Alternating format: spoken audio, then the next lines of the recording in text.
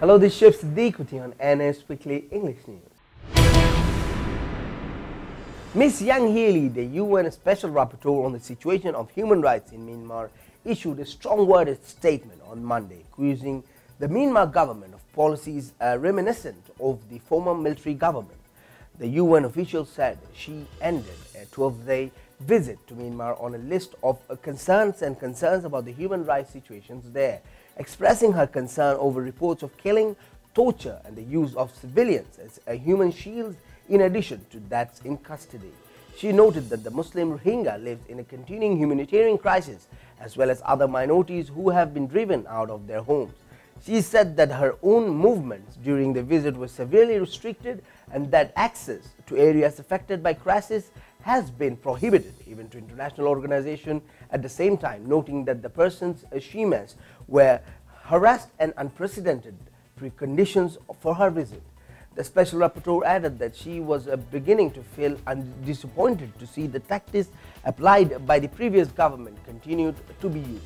For its part, Lee stressed that the Myanmar should not expect to be removed from the international scrutiny or that its monitoring mechanism could be dismantled overnight only after real and tangible progress in human rights has been made. 5 years has passed since Lala Sen was forced to flee the rudimentary camps in western Myanmar for the Rohingya Muslims, where disease and deprivation spread surrounded by bird wares and armed guards. We have no idea for how many years we should live like this, said the 40-year-old widow in a small bamboo hut she shared with her son. Our lives are worse than animals. We are only humans by name, she added.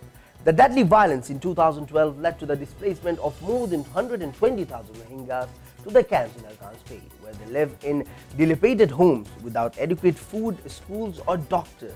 For years, traffickers have benefited from the desperation of this group and has transported thousands of Rohingyas across the Andaman Sea to countries such as Thailand, Indonesia and Malaysia.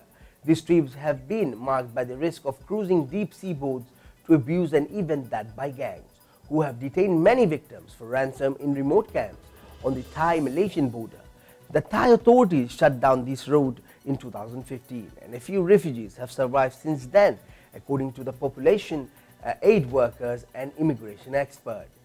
The move may have been contributed to Lala Sen's death at sea or ill treatment by smugglers, but it was witnessed a painful exit.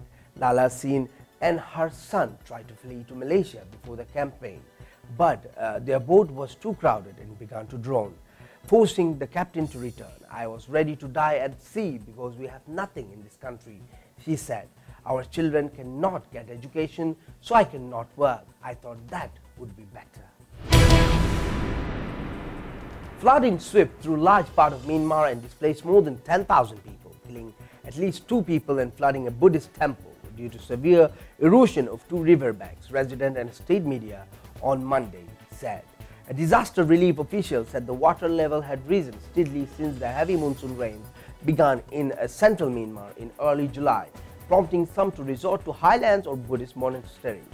The situation is under control, but what is going on will depend on the weather, Koko Neng, Director General of the Ministry of Social Welfare, Relief and Resettlement, told Reuters.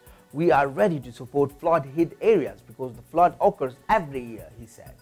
The government provided food and other assistance to the displaced population of 11,678 people and provided permanent shelter to the people living in the areas where floodwaters are not expected to recede soon. The New World of Myanmar newspaper said the pictures of Buddha's food were attracting visitors to the Buddhist temple in the flooded area of Mogwe. It also added that the small dam collapsed in Pago area. Human Rights Watch (HRW) on Monday welcomed the recent verdicts of a Thai criminal court in the country's largest ever human trafficking trial. Scores of people were sentenced to long prison terms.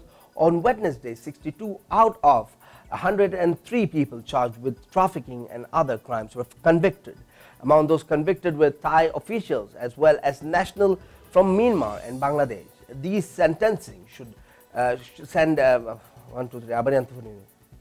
This sentencing should send a clear message to traffickers in Thailand that they will face severe penalties wherever their rank or status, said Brad Adams, director of Human Rights Watch in Asia.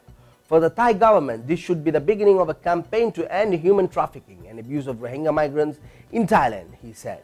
The trial began shortly after more than 30 bodies were found in 2015 in an abandoned human trafficking camp in a forest on a hillside in Chongla province. Near the Thai-Malaysian border, many were buried in deep graves.